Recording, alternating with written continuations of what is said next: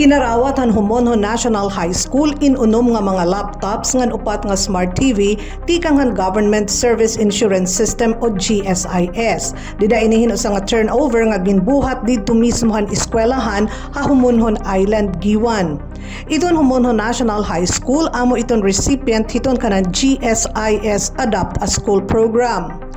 Sumalakan Maria Rosana Sanchez, Vice President itong GSIS, naglalaom hiya nga magagamitin maupay ini nga mga ekipahis nga irahatag ngan maghuhulat hira hiton mga updates bahin hiton progreso hiton kabataan nga maggamit hini. To support the school's digital learning initiatives and enhance classroom instruction, we are providing 6 units of laptops to assist your faculty and students in research and computer literacy, 4 smart TV units to facilitate interactive multimedia lessons in your classrooms.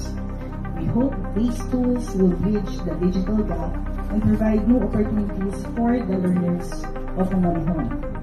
We are inspired by your commitment to education and are proud to be your partner in building a future-ready community.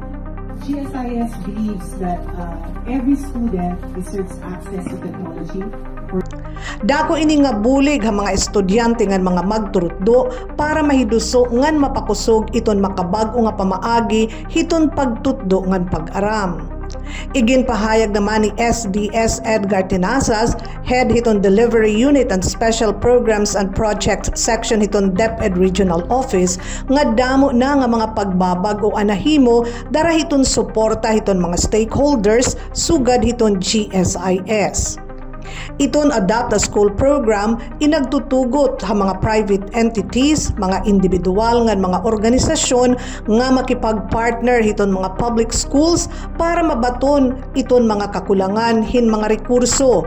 Iton mga partners inahatag hin assistance sugad iton infrastruktura, teknolohiya o di man ngani feeding programs para hin minimum nga 2 ka tuig.